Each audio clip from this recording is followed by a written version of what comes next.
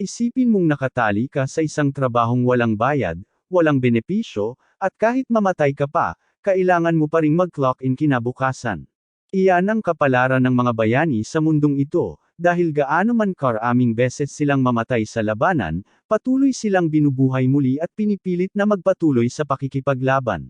Si Dada ay isa sa mga bayaning iyon, at kasalukuyang tumatakbo siya sa kagubatan habang hinahabol ng isang grupo ng mga kabalyero. Hinahabol siya ng mga kabalyero dahil ninakaw niya lang ang isang kabaong mula sa kanila, pero mayroon din palang grupo ng mga demonyong diwata sa lugar, at mas nakakatakot ang mga diwata kaysa sa mga kabalyero. Habang ginagawang pagkain ng halimaw ang mga kabalyero, sinubukan ni Dada na tumakas, pero maikli at mataba ang kanyang mga binti, kaya hindi siya nakalayo bago siya naabutan ng isa sa mga diwata at tinambas sa lupa. Nagsimulang magpanik si Dada at sumigaw para sa tulong dahil ayaw niyang maging merienda, at sa swerte niya, sa huling segundo, ang kanyang kasama. Si Xylo ay bumagsak mula sa langit at sinaksak ang halimaw sa ulo.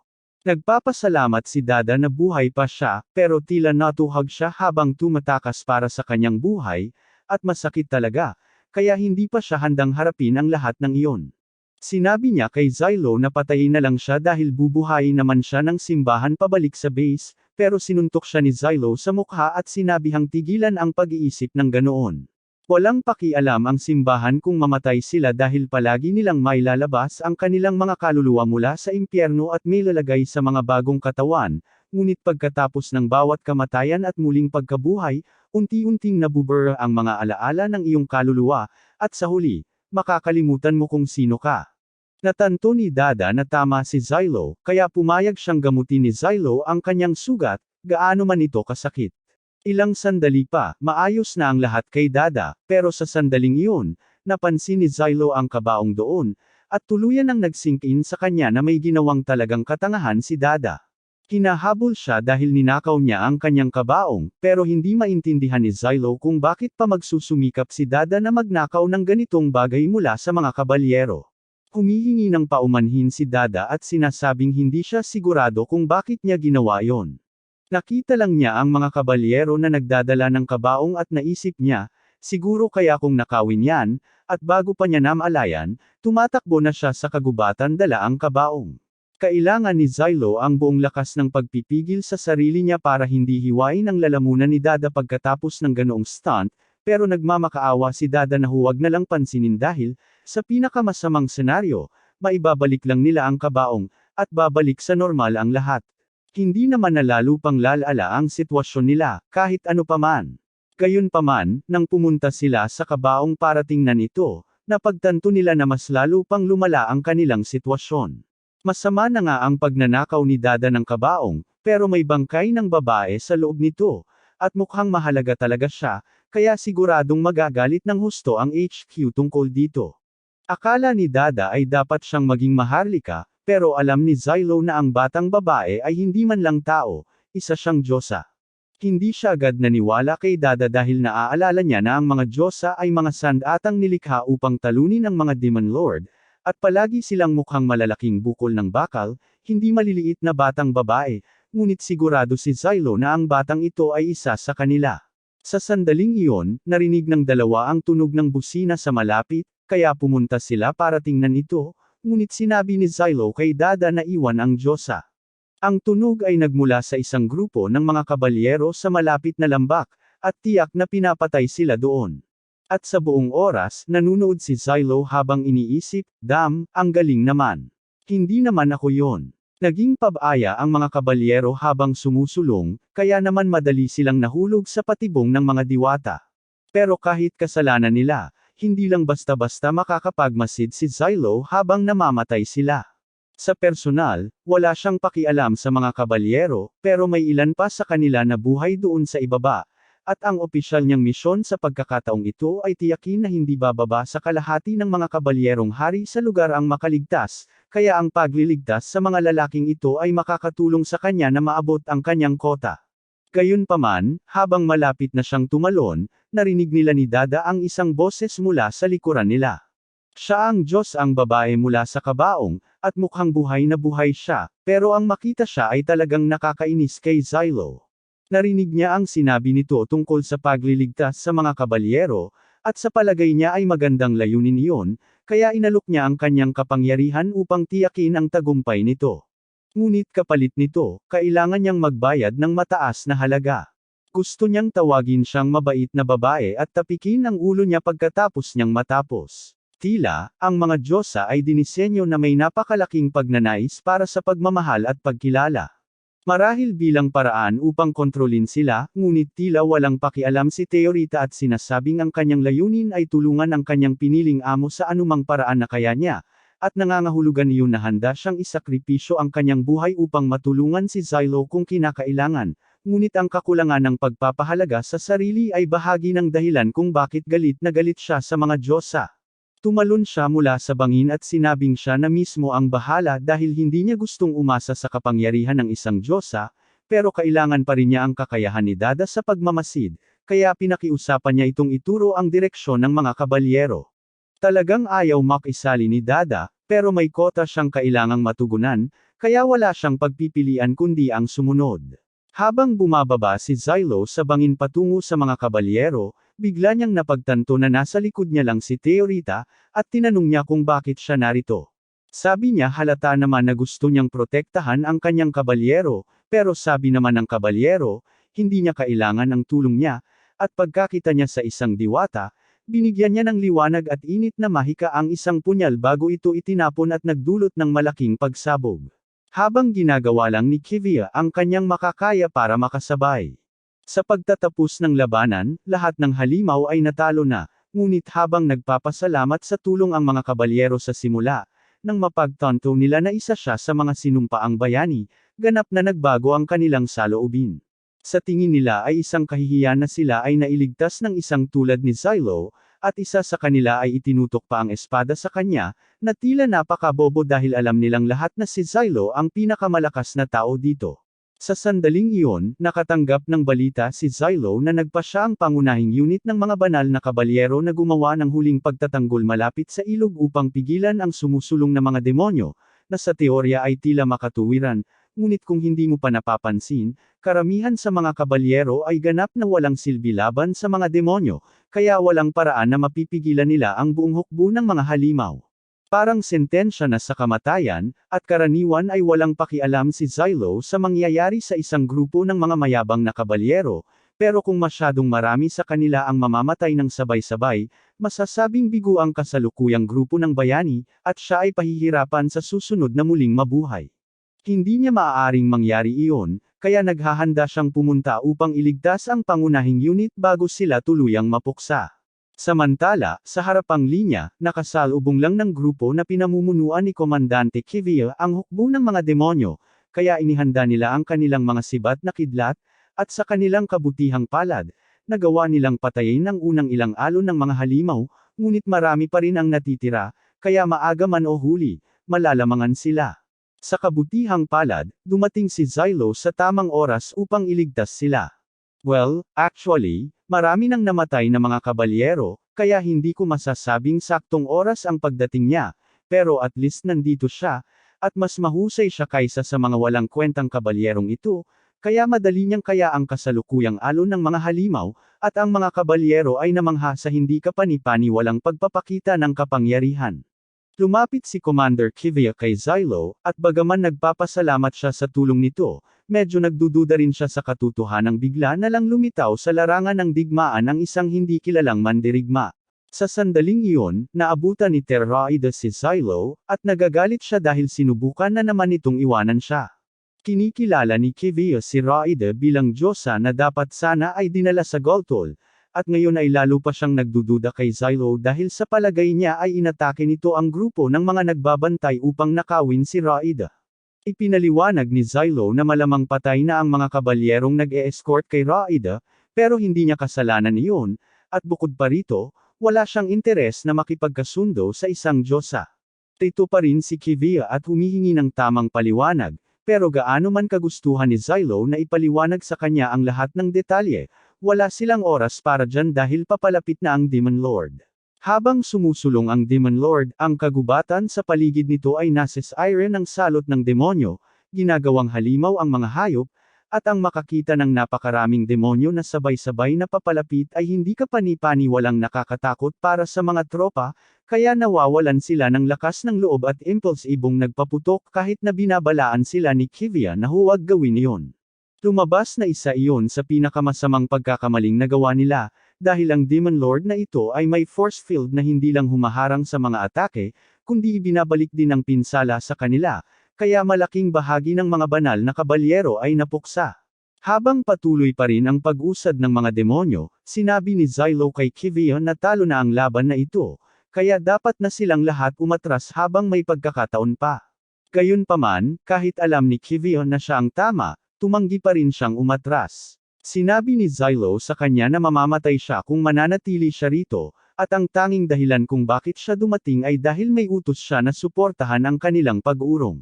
Sa sandaling marinig ni Kivia ang sinabi niya, napagtanto niya na isa siya sa mga bayaning ipinadala mula sa punong tanggapan, kaya sinabi niya sa kanya na bilang commander sa lugar, siya ang may huling pasya sa gagawin ng tropa, at para sa karangalan nila, isasakripisyo nila ang kanilang buhay sa larangan ng digmaan ngayong araw. Gayunpaman, walang pakialam si Xylo sa babong karangalan ni Kivia dahil hindi niya matiis ang mga taong kusang nagtatapo ng kanilang buhay ng ganito. Ngunit habang nagtatalo sila ni Kivia, biglang nagsimula ang pag-atake ng Demon Lord. 12-dosenang egg sacs ang bumuhos sa dalampasigan, at sa isang iglap, ang buong grupo ay nalampasan ng mga halimaw. Ginagawa ni Xylo ang lahat ng makakaya niya para mapanatili silang malayo, pero nauubusan na siya ng mga palaso na itatapon, at hindi naman gumaganda ang sitwasyon. Biglang, ilang halimaw ang nagtungo sa mga kanyan ng kidlat at nagdulot ng malaking pagsabog sa larangan ng digmaan na nagbabagsak kay Xylo. Sa oras na magkamalay si Xylo, ang tanging nakikita niya ay si Rita na nakahandusay sa lupa sa tapat niya, at nagmamakaawa ito sa kanya na gamitin ang kapangyarihan nito dahil ito lang ang paraan para mailigtas ang mga tao dito mula sa kakilakilabot na kamatayan. Alam ni Xylo na tama siya, pero sinumpa niya sa sarili na hindi na siya muling gagamit ng kapangyarihan ng isang diyosa, kaya sa halip, sinimulan niyang tawagin si Kivia at sumigaw na makipagkasundo kay Rita sa kanyang lugar. Gayunpaman, ilang sandali lang ang lumipas, nakita niya ang duguan na chest plate ni Kivia na gumugulong sa lupa, at malamang na isa na lang itong basag-basag na laman sa larangan ng digmaan sa ngayon, kaya mukhang wala na siyang pagpipilian. Sinabi niya kay Rita na handa siyang bumuo ng kontrata, at natuwa siyang marinig ito, kaya't magsisimula na sana siyang ipaliwanag ang proseso sa kanya, ngunit sinabi niya na alam na niya kung paano ito gawin. Gumawa siya ng hiwa sa likod ng kanyang kamay at iniharap ito kay Rita bilang handog, at sa sandaling halikan niya ang kanyang dugo, naramdaman niya ang pagkakaugnay sa pagitan niya at ni Rita. Ngayong nabuo na ang kasunduan, nagagawa ni Xylo na ilabas ang kapangyarihan ni Rita, kaya tinanong niya ito kung ano ang gusto nitong gawin muna. Sabi niya, magandang simulan ay ang alisin ang mga diwata na kasalukuyang nakapaligid sa kanila, kaya masayang pumayag si Rita. Bilang diyosa ng mga espada, kayang magpalabas ni Rita ng napakaraming sandata at ibuhos ang mga ito sa kanyang mga kaaway, kaya sa madaling panahon, lubos niyang nilipol ang hukbo ng mga halimaw. Talagang ipinagmamalaki ni Rita ang sarili niya at sinasabi kay Xylo na maaari na siyang magsimulang pumuri sa kanya ngayon, ngunit sinabi nito na kailangan pang maghintay ang gantimpala niya dahil may isa pang alon ng mga halimaw na patungo rito. Kinuha niya ang isa sa mga espada na ginawa ni Rita at ibinato ito sa isang halimaw, at mukhang gumagana pa rin ang kanyang kapangyarihan sa mga espada na ginawa ni Rita, kaya humingi siya sa kanya ng karagdagang bala. Unti-unti, tinatapos niya ang natitirang mga demonyo habang namanghang nanunood ang mga banal na kabalyero. Sa isang punto, nagawang mahanap ni Xylo si Kivia at nagulat siya nang makitang buhay pa ito, ngunit sana ay nalaman niya ito bago pa siya bumuo ng kontrata, pero ganoon talaga. Sinabi niya kay Kivia na kailangan niyang kunin ang kanyang mga tauhan at hanapin ang anumang demonyo na nakaligtas sa kanyang mga pagsabog bago pa sila makagawa ng mas malaking pinsala. Nainsulto si Kivia na maglakas loob ang isang bayaning hinatulan na magbigay sa kanya ng mga utos, ngunit pinaalalahanan siya ni Xylo na ito ay usapin ng buhay o kamatayan, kaya kailangan niyang isantabi ang kanyang pagmamataas at gawin ang kinakailangan upang mabuhay. Maaaring siya ay isang sinumpaang bayani, ngunit wala siyang balak mamatay dito, at hindi rin niya gustong makitang may ibang mamatay dito, Kaya naman papatayin niya ang Demon Lord bago pa mangyari iyon. Binuhat niya si Rita sa kanyang balikat at naghandang sumugod sa Demon Lord. Tinanong niya kung gusto niyang gamitin na niya ang kanyang kapangyarihan ngayon, pero sinabi niyang kailangan muna nilang maging mas malapit sa isa't isa, kaya sa ngayon, mag-focus na lang siya sa pagbibigay sa kanya ng mga espada na itatapon. Sa wakas, nang makalapit na sila, hiniling niya kay Rita na gumawa ng malaking espada para magamit niya. Nang ilunsad niya ito sa katawan ng Demon Lord, nagresulta ito sa malaking pagsabog na nagukit ng butas sa katawan nito. Sa kasamaang palad, hindi ito sapat para tuluyang mapatay ito, kaya't naglabas ng ilang tentakulo ang Demon Lord at inatake sila, na nagtulak kay Xylo na ipagtanggol si Rita gamit ang kanyang katawan. Pagkagising ni Xylo, nakita niya si Rita na nakatayo sa ibabaw ng kanyang katawan, at nandito rin si Dada dahil sa wakas ay nakabalik na siya mula sa kung anong ginagawa niya habang isinasapalaran ni Xylo ang kanyang buhay. Sa una, galit si Xylo, pero napansin niya na ninakawan na naman ni Dada. Sinusubukan ni Dada na ipagtanggol ang sarili at sinasabing nakahilata lang ito malapit sa base camp, kaya naisip niya na mas mabuting kunin na lang, at sa kauna-unahang pagkakataon, nagbunga pa ang maruming pagnanakaw na mga daliri ni Dada. Ang bagay na ito ay isang scorched earth seal, na mahalagang isang napakalakas na bomba, at kakaisip lang ni Xylo ng isang plano para gamitin ito upang tuluyang lipulin ang Demon Lord. Itinakda niya ito sa timer at tumalon sa ere bago sinipa ang bomba diretso sa sugat ng Demon Lord, at bago ito sumabog, hinawakan niya si Rita at Dada at lumabas sa saklaw ng pagsabog sa pinakamabilis na posibleng paraan. Sa huli, sumabog ang bomba, at tuluyang nawasak ang katawan ng Demon Lord kaya tapos na ang laban, at sinabi ni Rita na gusto niyang purihin dahil sa magandang trabaho niya. Pero habang akmang hahaplasan niya ang ulo nito, bigla siyang nagkaroon ng mga flashback sa dating Diyosa na nakipagkontrata siya, at hindi niya magawang gawin iyon. Sa sandaling iyon, dumating si Kivia at kahit na si Xylo ang nagligtas sa lahat dito, itinutok niya ang kanyang espada sa kanya at sinabing parurusahan siya dahil sa pag-aksyon ng mag-isa at pagbuo ng kasunduan sa Diyos ang si Rita ng walang pahintulot. Sinusubukan ni Rita na ipagtanggol si Xylo at sinasabi kay Kivia na siya ang pinakamagaling na kabalyerong hihilingin niya. Ngunit sinasabi ni Kivia sa kanya na sinasabi niya lang iyon dahil hindi niya alam ang krimeng ginawa ni Xylo na nagresulta sa pagiging bayani niya. Tinanong ni Rita kung ano ang krimen dahil sigurado siyang hindi naman ito ganoon kasama, pero ipinaliwanag ni Kivia na si Xylo ay dating banal na kabalyero, at sinampahan siya ng kaso matapos patayin ang Diyosa na dati niyang nakipagkasundo, at nagulat si Rita nang marinig ito. Hindi bababasa, iyan ang opisyal na kwentong inihayag, ngunit sa katotohanan, ibang-iba ang nangyari. Sa araw ng paghatol kay Xylo, dinala siya sa harap ng korte kung saan sinabi ng Inquisitor na siya ay inakusahan ng pagpatay sa kanyang Diyosa, si Sinerva. Sinubukan ni Xylo na ipaliwanag na nakatanggap siya ng utos na makipaglaban sa kanya, ngunit hindi kailanman dumating ang ipinangakong karagdagang puwersa at napilitang ubusin ni Sinerva ang lahat ng kanyang lakas. Kapag naubos ng isang Diyosa ang lahat ng kanyang lakas, nagiging mahina sila at madaling kapitan ng salot ng demonyo, kaya pinili niyang wakasan ang paghihirap ni Sinerva bago pa siya masira. Ito ay isang ganap na katanggap-tanggap na dahilan, ngunit inakusahan siya ng Inquisitor na nagbibigkas ng kalapastanganan laban sa mga Diyosa at inutusan ang mga gwardya na pigilan siya sa pagsasabi ng isa pang salita. Nagsikap si Xylo na ipaliwanag na kung masisira ang isang Diyosa, maaari itong magluwal ng demonyong nagtataglay ng kapangyarihan ng Diyosa, at ito ang magiging sanhi ng pagbagsak ng sangkatauhan. Pero habang nakatingala siya, doon niya napagtanto na walang pakialam ang Inquisitor sa katotohanan, at ang buong bagay na ito ay pagpapahamak sa kanya mula pa sa simula. Hindi niya alam kung sino ang nag-utos nito, o kung nasaan sila, pero sumumpa siya noon at doon na kahit gaano karaming buhay pa ang kailangan, pagbabayaran nila ito. Ilang araw matapos ang unang misyon, natutulog si Xylo sa kanyang tolda sa base camp nang bigla siyang ginaising ni Teorita. Sinabihan niya itong huwag siyang istorbohin dahil gusto pa niyang matulog ng mas matagal, ngunit tinanong din niya ito kung bakit nandito pa rin ito kahit na sinabi na sa kanya ng gabi ang lahat tungkol sa kanyang nakaraan. Inamin ni Teorita na noong una ay nag-alala siya nang malaman niyang nakapatay na pala si Xylo ng isang Diyosa noon, ngunit naniniwala siyang may mabuting dahilan ito sa paggawa nito. Gumulong siya sa kama at sinabi sa kanya na hindi mahalaga kung ano ang dahilan nito, dahil sa huli, hindi nito mababago ang katotohanan na nakapatay siya ng isang Diyosa. Pagkatapos ay sinabi niya kay Teorita na ang kasunduang nabuo nila ay maaaring kanselahin ng may pagsang-ayon ng isa't isa, kaya ang kailangan lang niyang gawin ay sabihin ang salita at ang kanilang ugnayan ay mapuputol, ngunit tumanggi si Teorita. Sinabi niya na si Xylo ang kanyang nag-iisang kabalyero, at kahit ano paman, kailangan niyang manatili sa tabi nito hanggang sa huli.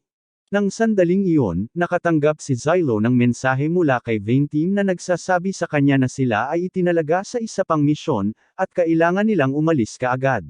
Nagsimula na ang taglamig sa lugar na ito, at namangha si Teorita sa ganda ng lahat ng bagay kapag nagyayelo, ngunit kahit gaano pa kaganda ang kanyang kuryosidad, nakakainis din ito. Kaya mabilis na nagsawa sina Xylo at Vayne Team sa kanyang paulit-ulit na mga tanong.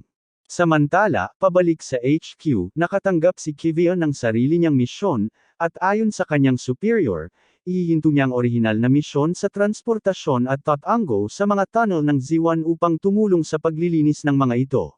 Tinanong niya kung nangangahulugan ba ito na ang mga tunnel na iyon ay napuno na rin ng Demon Blight, kaya ipinaliwanag ng kanyang superior na simula noong ika-4 na digmaan at ang paglitaw ng unang Demon Blight, isang malaking bahagi ng kanilang mga kagubatan ang nasira, at sa loob ng 20 taon, nawalan ng sangkatauhan ng malaking bahagi ng kanilang matitirhan na lupain, kaya hindi na nila maaaring hayaang kumalat pa ang Blight.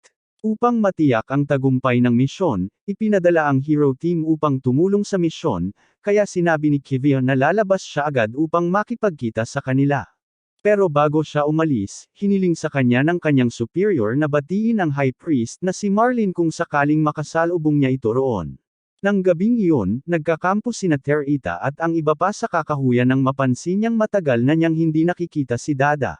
Ipinaliwanag ni Xylo na kasalukuyang nasa repair shop si Dada matapos siyang bugbugin ng sobra ni Xylo dahil sa lahat ng gulo na idinulot nito, kaya hindi siya makakapunta ng ilang panahon. Sinabi ni King kay Xylo na bilang isa sa kanyang mga nasasakupan, kailangan niyang maging mas maingat sa paraan ng pakikitungo niya sa kanyang mga kakampi, at sumang-ayon si Xylo sa kanya ng bahagya upang maipagpatuloy nila ang pag-uusap na ito. Lumapit si Teorita kay Xylo at tinanong ito kung bakit niya tinatawag na King ang lalaking iyon, kaya ipinaliwanag niya na si King ay isang bayani na katulad niya, at tunay siyang naniniwala na siya ang hari ng Federated Kingdom, kaya mas madaling makitungo sa kanya kung sasang-ayon ka. Tungkol naman sa dahilan kung bakit siya napilitang maging bayani, naglunsad si King ng malawakang pag-atake ng terorista laban sa kaharian upang mabawi ang kanyang trono, kaya isa siyang tunay na terorista. Hindi inaasahan ni Teorita na magiging ganito kaseryoso ang dahilan, kaya sinubukan niyang ibahin ang usapan at tinanong kung sino ang lalaking naroon.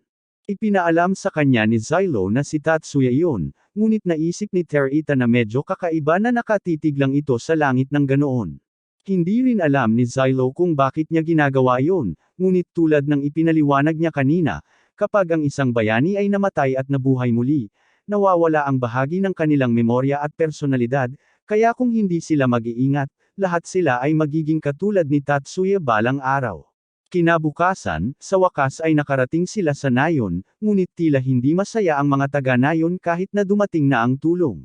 Sa totoo lang, ang katotohanan na mayroon pa ring mga taga-Nayon sa lugar ay nakakagulat sa Vayne Team dahil karaniwan, lahat sila ay inilikas na ngayon, ngunit mukhang maraming mga nagtatago sa kung anong dahilan. Lumapit si Xylo sa isa sa mga tindahan upang mang-alap ng ilang impormasyon, at sa una ay nag-alala ang babae matapos mapagtanto na si Xylo ay isang bayani, ngunit tiniyak niya rito na wala siyang dapat ikatakot. Sinabi niya rito na siya at ang kanyang mga kaibigan ay nandito lang para kontrolin ang mga tunnel, ngunit sa palagay ng babae ay hindi ito makakabuti dahil maraming tao na ang nawala ng Nayon dahil sa salot. Pagkatapos ay umalis ang babae nang hindi binibigyan si Xylo ng pagkakataong magtanong ng direksyon patungo sa tunnel, ngunit nang malapit na siyang sumuko, isang batang babae ang nakakuha ng kanyang atensyon at itinuro siya sa direksyon ng tunnel. Nagpasalamat si Xylo sa kanya at nagsimulang maglakad palayo, ngunit bago pa siya makalayo, tinanong siya ng babae kung ililigtas ba niya ang kanyang ama.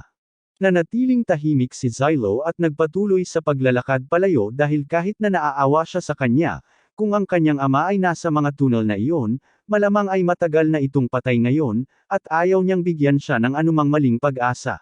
Kalaunan ay muling nakipagtulungan si Xylo sa iba at pinag-usapan nila ang lahat ng impormasyong kanilang nakalap sa ngayon. Ang mga tunnel ng Ziwan ay gumagawa ng dekalidad na bakal na ginagamit bilang katalista sa mga sagradong selyo na gagamitin laban sa mga diwata, kaya naman nagbuhos ng malaking pera ang militar sa pagpapaunlad ng lugar na ito, ngunit kalaunan ay napuno ito ng mga diwata, kaya hindi ito gaanong kapaki-pakinabang sa ngayon. Tinanong ni Tia Rita si Xylo kung ano ang sagradong selyo dahil wala siyang gaanong alam tungkol sa mga ito, kaya ipinaliwanag niya na ang mga sagradong selyo ang nagpapahintulot sa kanya na lumaban sa paraang ginagawa niya. Gayunpaman, wala rin siyang gaanong alam tungkol sa mga ito, kaya hiniling niya kay King na magpaliwanag dahil ito ang kanyang larangan ng kadalubhasaan. Si King ay isang henyo pagdating sa mga sagradong selyo, at kaya niyang magsagawa ng mga pagtono na karaniwang kukuha ng 12 ng mga tao ng mag-isa, ngunit ang mga sagradong selyo lamang ay hindi sapat upang talunin ang kanilang mga kaaway. Habang papalapit sila sa tunnel, ipinaalam ni Venom sa lahat na mga isang buwan na ang nakalipas, iniulat ng mga taga-nayon na isang grupo ng mga Monero sa kuweba ang naging mga diwata doon at nagsimulang umatake sa mga tao. Medyo malabo ang eksaktong detalye ng insidente, ngunit natuklasan nila na ang Blight number 51 ay tinutukoy bilang Lotus. Ang kanilang misyon ngayon ay maghukay ng direktang daanan para sa mga banal na kabalyero na gagamitin sa pag-atake, kaya napilitan silang lahat na pumasok at harapin ang mga demonyo. Gayunpaman, nang sabihin ni Venom na lahat sila, ang ibig niyang sabihin ay lahat sila maliban sa kanya, dahil bilang commander ng pangkat na ito, kailangan niyang manatili sa lungsod upang i-coordinate ang misyon. Alam ni Xylo na isa lamang itong dahilan na naisip niya para maiwasan ang anumang aktwal na trabaho, ngunit nagsimula ng tumakas si Venom, at hindi naman siya gaanong makakatulong doon kahit na magpatuloy ang grupo nang wala siya. Sa sumunod na ilang oras, ginugol ni Xylo at Tatsuya ang kanilang oras sa paghuhukay sa mga tunnel upang lumikha ng butas para sa mga kabalyero, habang si King ay nakaupo sa kanyang workbench, umuukit ng mga sagradong selyo sa kagamitan sa paghuhukay upang palakasin sila. Gusto rin ni Teorita na tumulong, kaya tinanong niya ito kung maaari siyang tumulong sa paghuhukay, ngunit tinanggihan ni Xylo ang alok nito dahil ayaw niyang sayangin ng isang Diyos sa ang kanyang lakas sa isang gawaing tulad nito. Nang sandaling iyon, dumating si Kivia, at binanggit niya na sinabi sa kanya ng mga nakatataas kung paano si Dada ang nagnakaw ng kabaong ni Teorita, hindi si Xylo. Kaya, ito ang paraan niya ng paghingi ng tawad sa pag-akusa kay Xylo nang hindi talaga humihingi ng tawad. Tinanong niya ito kung bakit hindi nito ipinaliwanag ang sarili niya sa kanya noon, ngunit sinabi ni Teorita na wala itong saysay dahil hindi rin naman siya paniniwalaan ni Kivia. Tama siya tungkol doon, ngunit upang maiwasan ang anumang hindi pagkakaunawaan, hiniling ni Kivia kay Xylo na ipaliwanag sa kanya ang lahat ng mahahalagang detalye sa mga susunod na misyon. Pumayag si Xylo sa kanyang kahilingan, ngunit hindi niya makita kung ano ang magiging pakinabang nito kapag binigyan sila ng isang misyon na tulad nito. Tinanong ni Kivia kung ano ang ibig niyang sabihin doon, kaya itinuro ni Xylo na ito ay isang minahan na puno ng mga diwata, at kadalasan, binabaliwala lang ito ng simbahan, lalo na't paparating na ang taglamig. Walang anumang mahalaga rito, kaya hindi maintindihan ni Xylo kung ano ang layunin dito, at nagsisimula na siyang mag-isip na baka may plano silang gawin kay Teorita. Sinabihan ni Kivia si Xylo na itigil na ang paggawa ng mga walang basehang teorya ng sabuatan at bumalik na sa trabaho, ngunit alam ni Xylo na kahit siya ay hindi alam kung ano ang layunin ng misyon. Pagkatapos ng ilang oras pang paghuhukay, sa wakas ay nakalusot si Xylo sa isa sa mga kuweba, ngunit agad siyang naharap ng mga demonyong alupihan, kaya kumilos si Tatsuya at sinimulang tadteren ang mga ito. Sinubukan din ni Xylo na tumulong, ngunit ang kanyang mga pagsabog ay medyo mapanganib sa mga masisikip na lugar tulad ng kuwebang ito, kaya kailangan niyang iwan ito kay Tatsuya. Mabuti na lang at si Tatsuya ay isang tunay na halimaw gamit ang kanyang palakol, at hindi nagtagal ay natupad niya ang lahat ng mga demonyo. Gayunpaman, malamang nakakailanganin niya ng kaunting oras para magpahinga pagkatapos ng lahat ng trabahong iyon. Ngayong wala na ang mga demonyo, gumamit si King ng mahika ng liwanag para ilantad ang mga bahaging sinalanta ng demonyo, at kahit papaano, may malaking bahagi ng sahig na hindi naapektuhan, kaya napagpasyahan nilang itayo ang base ng mga operasyon dito. Tinanong ni Teorita si Xylo kung makakatulong man lang siya rito, at dahil hindi naman ito mapanganib, nagpasya siyang hayaan siyang gawin ang gusto niya. Ipinaliwanag niya na ang mga stalker ay ginagamit para maiwasan ang pagkalat ng demonyo sa mga lugar na minarkahan nila, kaya kung gusto niyang tumulong, dapat siyang maglagay ng isa doon, at tuwang-tuwa si Teorita na sa wakas ay may nagawa na siya. Maya-maya pa, ang bahaging sinalanta ng mga demonyo ay tuluyang naselyuhan, at hiniling ni Teorita kay Xylo na gantimpalaan siya sa kanyang pagsisikap. Magaling naman ang ginawa niya, kaya sinabi niyang pupurihin niya ito ng kaunti kapag nakabalik na sila, ngunit gusto pa rin ni Teorita na makamit ang higit pa. Kaya tinanong niya ito kung maaari silang pumasok ng mas malalim sa minahan at talunin ang demonyong Panginoon sa pagkalat ng lahat ng sakit na ito. Sinabi sa kanya ni Xylo na hindi niya iyon magagawa dahil una, ayaw niyang makialam sa abala, at pangalawa, labag ito sa mga utos na ibinigay sa kanila. Sinabi niya sa kanya na dapat siyang sumama sa mga maharlikang kabalyero kung gusto niyang labanan ang mga demonyong Panginoon sa lahat ng oras. Ngunit hindi nagustuhan ni Teorita kung gaano siya kawalang halaga. Sumumpa na siya na mananatili sa tabi niya hanggang sa huli, ngunit kailangan niya rin itong hayaan siyang gumawa ng mahahalagang bagay, kung hindi, hindi siya kailanman masisiyahan. Nang sandaling iyon, nakatanggap si Kim ng isang senyales ng distress mula sa mga kabalyero sa pamamagitan ng komunikasyon, at sinasabi nito na kasalukuyan silang inaatake malapit sa pasukan ng kuweba, kaya kailangan nila ng suporta. Sumugod sina Kivia at ang iba pang mga kabalyero sa labanan laban sa mga taong naapektuhan, ngunit sa dami nito, sandali na lang bago sila madaig. Pagdating ni Xylo at ng iba pa, ilan sa mga kabalyero ay napatay na, kaya gusto niya silang iligtas sa lalong madaling panahon, ngunit bago iyon, may tanong si Teorita. Tinanong niya ito kung ang mga diwatang iyon ay dating tao, at kinumpirma ito ni Xylo, ngunit sa kasamaang palad, walang paraan para gamutin sila kapag naabot na nila ang yugtong ito, kaya ang pinakamahusay na magagawa nila ay pigilan ang kanilang pagdurusa. Pagkalipas ng ilang minuto, natapos na ang labanan at ang ilan sa mga kabalyero ay medyo nahihirapan dahil hindi nila inaasahan na kailangan nilang pumatay ng mga diwatang tao. Noon lang, napansin ni Xylo ang isang lalaking nagtatago sa likod ng ilang mga kahon sa sulok, at tila, isa itong nakaligtas na hindi nakalabas ng kuwebo noong unang pagsalakay. Nangangahulugan nito na may iba pang mga nakaligtas na nakulong pa rin doon, at iniisip ni King na mahalaga na mailigtas sila sa lalong madaling panahon, ngunit sinabi ni Kivion na imposible iyon dahil hindi sila handa para maglunsad ng isang misyong pagsadyap ngayon. Ang paggawa ng ganoong mapanganib na hakbang ay magreresulta sa pagkamatay ng maraming banal na kabalyero. Gayunpaman, hindi naman niya gustong iwan ang mga sibilyang iyon, kaya tinanong niya si Xylo kung ano ang iniisip nito tungkol sa sitwasyon. Kung sisimulan nila ang isang misyong pagsadyap, ano ang kanilang mga pagkakataong magtagumpay? Malinaw na sinabi ni Xylo sa kanya na karamihan sa mga kabalyero ay mamamatay, dahil ang pakikipaglaban sa mga diwata habang ipinagtatanggol ang mga sibilyan sa makikipot na pasilyong ito ay isang sentensya ng kamatayan. Sa sandaling iyon, dumating si Priest Marlin, at sinabi niya kay Kivion na hindi na kailangang humingi ng payo mula sa isang lalaking tulad ni Xylo dahil mayroon na silang mga utos. Dapat nilang pasabugan ang pasukan at isara ito upang matiyak na walang mga diwata ang makakatakas, ngunit nang marinig ito, nagalit si King dahil hindi siya makapaniwala na sadyang isasakripisyo ni Marlin ang mga inosenteng sibilyan, ngunit wala itong pakialam si Marlin. Sa katunayan, nasisiyahan siya sa mga tanawin ni King ng ganito dahil kilala niya ito bago pa man siya hinatulan na maging bayani. Ayaw din ni Xylo sa ideya ng pagpapakamatay ng mga sibilyan, ngunit ayaw niyang sumugal na iligtas sila.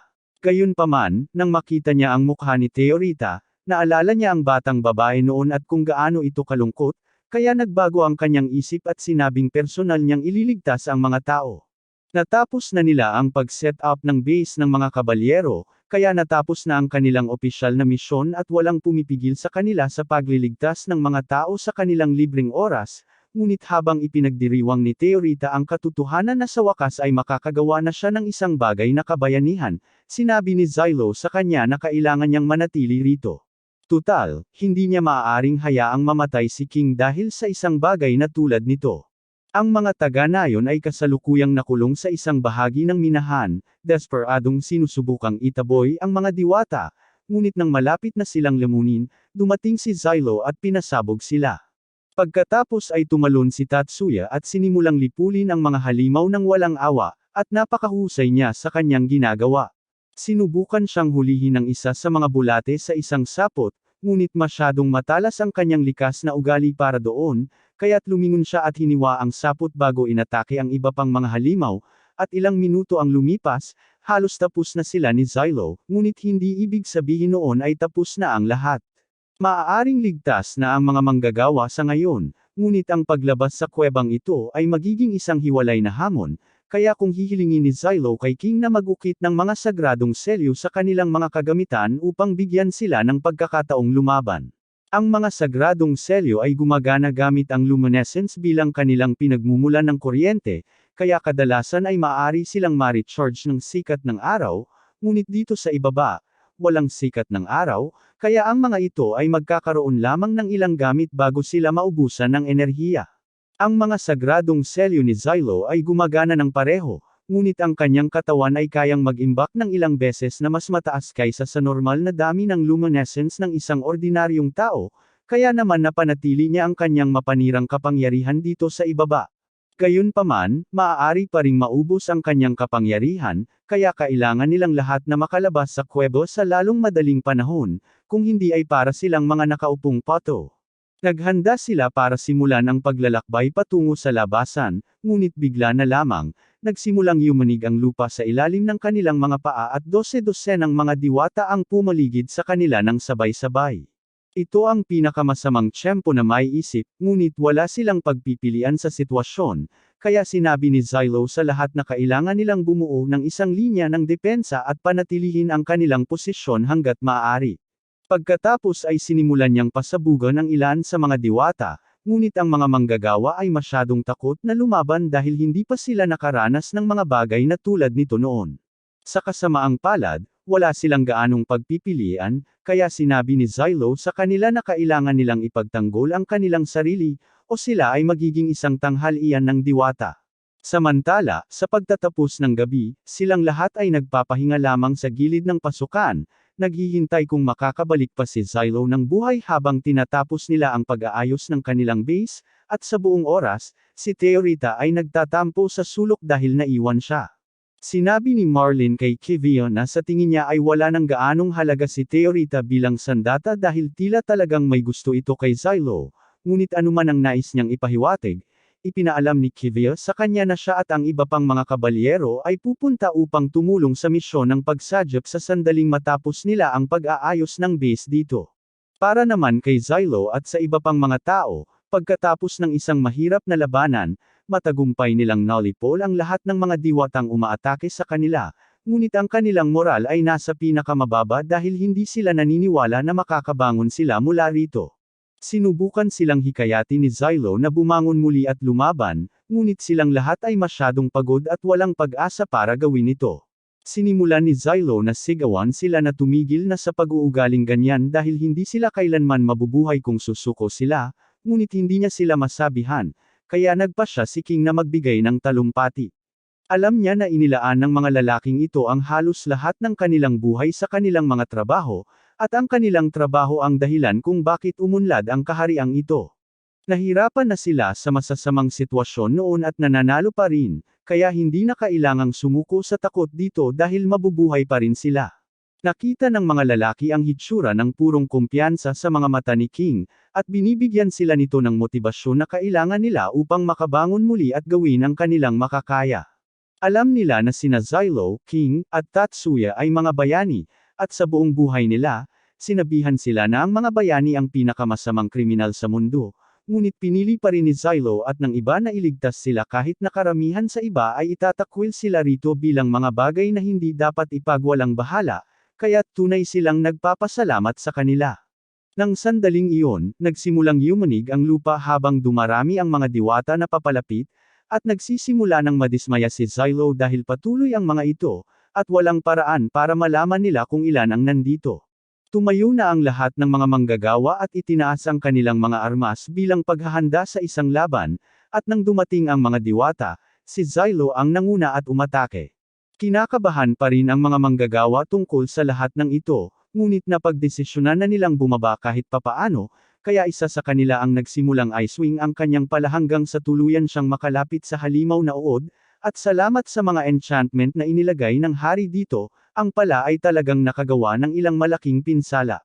Nang makita ito, napagtanto ng ibang mga taga-nayon na maaari pa rin silang magkaroon ng pagkakataon, kaya sinugod nila ang uod at sinimulan itong bugbugin hanggang sa mamatay. Maganda naman ang kanilang ginagawa noong una, ngunit limitado lamang ang magagawa ng brutal na puwersa na walang kasanayan, kaya hindi nagtagal, natalo ang mga manggagawa. Nasugatan ang binti ng Kap-Atas, at dahil hindi siya makatakas, muntik na siyang patayin ng isang uod, ngunit sa huling segundo, biglang nalipol ang uod ng isang lumilipad na hanay ng mga espada. Iisa lang ang makakagawa nito, at lumingon si Xylo at nakita si Teorita na matagumpay na nakatayo malapit sa isang pasilyo habang ipinapahayag ang kanyang pagdating. Nang ligtas na ang lahat, sinabi sa kanila ni Teorita na maaari na nila siyang purihin ngayon, ngunit ayaw gawin ito ni Xylo. Sa kabilang banda, labis na nagpapasalamat si King sa intervention ni Teorita, dahil kung wala siya, maraming manggagawa ang nasawi sa labanang iyon. Sinabi sa kanya ni Teorita na hindi ito malaking bagay dahil sa pagtutulungan nila ni Xylo, halos sigurado na ang tagumpay. Dahil kayang gumawa ni Teorita ng walang limitasyong bilang ng mga espada, nagpa siya si King na gumamit ng ilan sa mga ito para gumawa ng bakod para makapagpahinga ang lahat. Kumuha siya ng ilan at naghanda para simulan ang pag-ukit ng mga sagradong selyo ng bakod sa mga espada, ngunit habang ginagawa niya iyon, lumapit si Xylo kay Teorita at tinanong kung bakit siya narito nang sinabihan niya itong maghintay sa labas. Ipinaliwanag niya na palihim lang siyang dumaan sa mga kabalyero habang hindi sila nakatingin, at hiniling niya kay Xylo na purihin siya sa pagiging tuso, ngunit muli siyang tumanggi. Naisip ni Teorita na baka nagalit si Xylo dahil natagalan bago nailigtas ang lahat, ngunit sinabi niya sa kanya na kasalanan niya iyon dahil iniwan siya kanina. Gayunpaman, pinutol siya ni Xylo at sinabing wala siyang balak gamitin si Teorita o ang kanyang kapangyarihan, at talagang nadismaya siya nang marinig iyon, dahil ang paggamit ang buong layunin niya sa buhay. Tinanong niya si Xylo kung ano ang gusto nitong gawin niya, kung hindi ang makipaglaban kasama niya sa labanan, at sinabi niya sa kanya na gusto lang niya na mabuhay siya, kaya hindi niya hahayaang isugal niya ang kanyang buhay para sa walang kwentang kaluwalhatian. Bahagyang nabuhayan ng loob si Teorita matapos marinig ang sinabi niya dahil alam niyang nangangahulugan ito na talagang nagmamalasakit si Xylo sa kanya, at iyon ang dahilan kung bakit handa siyang isugal ang kanyang buhay para dito. Alam niyang likas na sa kanya ang paghingi ng papuri, ngunit bahagi pa rin ito ng kung sino siya, kaya gusto niyang mamuhay ng maluwalhati at kapaki-pakinabang, at walang magagawa si Xylo para pigilan siya. Napagtanto ni Xylo na maaaring medyo makasarili siya na hilingin kay Teorita na tanggihan ang kanyang mga pagnanasa, ngunit bago pa man siya makapagsalita, nakaramdam muli ang lahat ng biglaang panginginig, at ang isang ito ay mas malala kaysa sa iba. Habang papalapit ang mga halimaw, sinabihan ni Xylo si Teorita na umatras para sa kanyang kaligtasan. Sinabi niya sa kanya na hindi siya pupunta kahit saan, at kung labis siyang nagmamalasakit sa kanyang kaligtasan, ang kailangan lang niyang gawin ay protektahan siya anuman ang mangyari. Hindi talaga maaaring makipagtalo si Xylo sa kanya tungkol dito, kaya pumayag siyang hayaan si Teorita na lumaban kasama niya at kinuha ang isa sa mga espada nito para gamitin bilang bala. Inihagis niya ito sa pangunahing uod ng grupo ng mga diwata, at hinati ito sa kalahati ng sabay-sabay, ngunit nang maghagis na sana siya ng isa pa, nakarinig silang lahat ng isang nakabibinging tunog na nagpaluhod sa kanila. Si Tatsuya naman ay tila hindi naapektuhan dahil iba ang kanyang ginawa. Habang namimilipit sa sakit ang iba, umatake siya at nagsimulang pumatay ng maraming halimaw hanggat maaari. Samantala, napagtanto ni Xylo na ang tunog na ito ay maaaring nagmumula sa isang demonyong Panginoon sa malapit at sinusubukang sirain sila. Tila hindi rin naapektuhan si Teorita, kaya tumakbo siya sa tabi ni Xylo at nagsimulang ibahagi ang ilan sa kanyang enerhiya dito upang malampasan ang impluwensya ng demonyong Panginoon. Ilang sandali pa, lumitaw ang demonyong Panginoon na tinutukoy at lumabas mula sa lupa bilang isang higanteng buhay na puno ng lotus na may figure ng tao, at alam kong may magsasabi, pakinggan ninyo ako tungkol dito. Nagpakawala ang demonyong Panginoon ng isa pang alon ng panghihimasok sa tunog at lahat ng mga manggagawa ay nagsimulang makarinig ng isang boses na nagsasabi sa kanila na lapitan ito, kaya sinubukan ni Xylo ang kanyang makakaya upang pigilan sila. Sinabihan niya ang foreman na kalmayan ang sarili, ngunit ang kabaliwan ay napakatindi kaya't sinubukan niyang tanggalin ang sarili niyang mukha, kaya walang anumang sinabi ni Xylo ang makakaalam sa kanya. Pinipigilan ni King ang kanyang katinoan dahil sa matinding paghahangad at puot sa demonyong Panginoon, ngunit wala na siyang ibang magawa sa ngayon, kaya nasa iba na ang responsibilidad. Sinabi ni Xylo na magiging mapanganib para sa kanila na umalis sa nababakurang lugar, kaya sa halip, sinuportahan niya si Tatsuya mula rito at nagsimulang magpaputok ng mga espada. Tinanong ni Tairita kung talagang magiging maayos si Tatsuya, ngunit sinabi ni Xylo sa kanya na walang dapat ipag-alala dahil napakagaling niya. Gayunpaman, kakailanganin pa rin niya ng backup, kaya hiniling ni Xylo kay Tairita na gumawa ng maraming espada para sa kanya. Natuwa siya na sa wakas ay natulungan na niya si Xylo na lumaban, kahit na ito ay isang supporting role lamang, kaya gumawa siya ng mas maraming espada, at sinimulan niya itong ihagis para takpan si Tatsuya. Patuloy na lumalapit si Tatsuya sa demonyong Panginoon habang iniiwasan ang mga atake nito hanggang sa wakas ay nahati niya ito sa kalahati, ngunit sa kasamaang palad, lumabas na hindi iyon ang pangunahing katawan ng demonyong Panginoon at nahawakan niya si Tatsuya. Nagsimulang tumingin-tingin sina Xylo at Tairita sa paligid, at kalaunan ay nakita nila ang pangunahing katawan na nakasabit sa isa sa mga pader na malapit. Naghanda si Xylo na tapusin ito gamit ang isang huling suntok, ngunit nang ihahagis na niya ang espada, napagtanto niyang wala ng luminescence ang kanyang katawan, kaya hindi na niya magamit ang mahika. Sa sandaling iyon, dumating ang mga kabalyero upang tumulong, ngunit agad silang naging biktima ng panghihimasok ng demonyong Panginoon at natambos sa matinding paghihirap. Pagkatapos ay nagpatubo ang Demon Lord ng mga Galame sa kanilang mga katawan upang lumunin sila, kaya napilitan si Xylo na tumakbo palabas at palayain sila, ngunit napakaraming baging para harapin niya ng mag-isa. Nang sandaling iyon, ang tanawin ng mga inosenteng taong nasaktan ay nagpagalit kay King, kaya't humiwalay siya sa mga baging at inilipat ang kanyang parol sa flamethrower mode upang sunugin ang Demon Lord hanggang maging abo.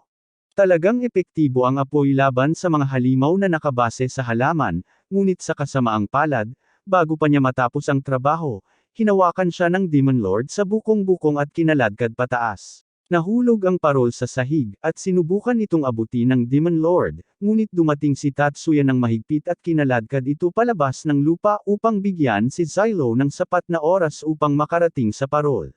Gayunpaman, bago pa niya mapaputok ang Demon Lord na iyon, nagawa siyang pigilan ito sa isang holo upang pigilan siyang mag-apoy. Isa sana itong checkmate, ngunit hindi napagtanto ng Demon Lord na si King ay isang ganap na baliw, at wala siyang gagawin para parusahan ang mga nananakit ng mga inosente, kaya pinutol niya ang sarili niyang binti para lang matamba at masiksak ang Demon Lord sa mata. Nauntog siya sa pader, ngunit higit pa sa sapat ang nagawa niya dahil napilitan ang Demon Lord na bitawan ang katawan ni Xylo dahil sa kanyang pag-atake, at ngayon, wala nang pumipigil sa kanya na tapusin ang Demon Lord. Nabigla sina Kivia at ang iba pang mga kabalyero sa katotohanang halos natalo ng mga bayani ang Demon Lord ng mag-isa, at si Marlin ay tuluyang nawala ng malay. Tungkol naman kay King, buhay pa rin siya, ngunit nasa malubhang kalagayan siya, kaya kakailanganin niya ng ilang pagkukumpuni. Maya-maya, bumalik ang lahat ng mga manggagawa sa ibabaw at muling nakasama ang kanilang mga pamilya, at nalaman ng iba na si Venetim ay nakaupo lamang dito at walang ginagawa sa buong oras. Ipinadala si King sa Tollier para mailagay ang isang bagong binti, at umaasa si Xylo na magagamot siya ng maayos dahil kung hindi dahil sa kanya, maraming buhay ang mawawala ngayon. Masaya ang lahat na muling nagkaisa ang kanilang mga pamilya, at alam nilang lahat ito ay salamat sa mga bayani, ngunit nag-aalangan pa rin silang lumapit upang magpasalamat dahil sa stereotype, maliban sa foreman at sa kanyang pamilya. Nagpasalamat siya kay Xylo dahil salamat sa kanya kaya niya nakitang muli ang kanyang pamilya, at tungkol dito, sinabi niyang may isang bagay na gustong ibigay ang kanyang anak na babae kay Xylo. Kinakabahang lumapit ang batang babae kay Xylo at binigyan ito ng bulaklak bilang pasasalamat sa pagliligtas sa kanyang ama, at naantig si Zylo sa kabaitang ginawa nito dahil bihira siyang mapasalamatan sa trabahong ginagawa niya. Samantala, naroon si Marlin, galit kay Zylo. Sinubukan niyang isumbong si Zylo kay Kivia dahil sa paglabag sa mga patakaran at pakikipaglaban sa demonyong Panginoon ng walang pahintulot, ngunit mabilis niya itong pinatigil dahil nagligtas ng mga buhay si Zylo at ang kanyang koponan ngayon, at ang tanging ginawa ni Marlin ay kumbansihin siyang iwanan ang mga taong iyon. Karapat-dapat siyang magtamasa ng kahit kaunting pagkilala para sa kanyang nagawa. Ngayong tapos na ang kanilang misyon, bumalik na ang grupo sa kanilang base, na sa kasong ito ay ang Murd Fortress, ngunit habang nasa daan, napansin ni Theoryda na napakaraming tao sa paligid ngayon. Ipinaliwanag ni Van Idem na iyon ay dahil may pista sa bayan ngayon, kaya may mga tao mula sa buong rehiyon na bumibisita, ngunit bukod doon, tinanong niya si Zylo kung maaari silang magpahinga dahil masyado na siyang pagod para magpatuloy. Sa wakas ay nakarating sila sa kuta, at lahat ay naghiwalay ng daan para magpahinga. Nakita natin sina Van Idem at Dada na nakaupo sa isang eskinita kasama si Dada na umiinom ng alak na ninakaw niya mula sa isang tindero kanina, at nasisiyahan siya sa bawat patak nito. Sinabi ni Van Idem sa kanya na dapat siyang maging mas maingat, dahil ang mga tao rito ay hindi nagbibiro sa kanilang pera, kaya kung mahuhuli siyang nagnanakaw, tapos na ang laro. Ngunit wala nang pakialam si Dada, dahil ito ang isa sa mga iilang pagkakataon na talagang makapagpahinga sila, kaya gusto niya itong i-enjoy. Samantala, sa karaniwang apartment ni Zylo sa New York, ninanamnam niya ang kanyang araw ng pahinga sa pamamagitan ng pagbabasa ng libro, ngunit mabilis na natapos ang kanyang kapayapaan at katahimikan nang matagpuan siya ni Theoryda. Hinanap niya kung saan-saan si Zylo dahil gusto niyang sumama rito para magsaya sa Exchange Festival, ngunit sinabi ni Zylo na wala siyang balak pumunta dahil tiyak na makakasalubong niya ang ilang banal na kabalyero roon, at nakakainis ang mga lalaking iyon. Sa pagkakataong iyon, tinanong siya ni Theoryda kung maaari ba siyang makipaglaro kahit man lang sa kanya dahil nakuha niya ang Zig chessboard nito kay Van Idem kanina. Mukhang tuwang-tuwa siya dahil binigyan siya ni Van Idem ng mahabang paliwanag tungkol sa kahalagahan ng laro sa kasaysayan, ngunit sinabi ni Zylo na kung galing kay Van Idem ang kwento, malamang ay gawa-gawa lang niya ang lahat. Bukod pa riyan, abala siya sa pagbabasa ng kanyang libro, kaya wala siyang oras para sa mga board game ngayon. Medyo nagulat si Theoryda dahil hindi niya inaasahan na si Zylo pala ang tipo ng taong mahilig magbasa ng ganito, at mas nagulat pa siya nang malaman niyang ang librong binabasa niya ay tungkol sa tula. Tinanong niya ito kung pwede niya itong basahin para sa kanya, ngunit tumanggi si Zylo dahil masyadong mahirap iyon, ngunit papayagan niya itong magbasa kasama niya kung gusto niya. Nang sandaling iyon, dumating si Kivia at hinahanap si Zylo, at inakala niyang nandito ito para sabihin sa kanya na naitalaga na ang susunod niyang misyon, ngunit sinabi niya sa kanya na mali siya. Bueno, napagdesisyonan na ang susunod niyang misyon, ngunit hindi iyon ang dahilan kung bakit siya narito. Sinabi niya na mayroon siyang gustong pag-usapan kay Zylo, kaya hiniling niya rito na sumunod sa kanya, ngunit sumabad si Theoryda at sinabing gusto rin niyang sumama. Iminungkahi niya na maaari silang lahat na magsaya sa pagdiriwang habang nag-uusap, at dahil naroon si Kivia, walang ibang banal na kabalyero ang mag-aabala kay Theoryda o kay Zylo, kaya panalo ang lahat. Sumang-ayon sina Zylo at Kivia na sumama sa kanya, kaya umalis sila, at nagkakasiyahan si Theoryda. Napakaraming bagay na hindi pa niya nakikita noon, kaya itinuro niya ang isang stall at tinanong si Zylo kung ano ang bagay na iyon. Sinabi niya sa kanya na iyon ay isang mangkok ng candy, ngunit hindi pa naririnig ni Theoryda ang tungkol sa candy noon dahil wala pa ito noong panahon na nilikha siya. Marami ring iba pang mga bagay na bago sa kanya, tulad ng stir-fried noodles at ang bagay na iyon doon. Alam na ni Zylo ang tungkol sa noodles, ngunit hindi pa niya nakikita ang isa pang produkto noon, kaya wala siyang ideya kung ano ito, ngunit si Kivia, sa kabilang banda, ay tila maraming alam tungkol dito.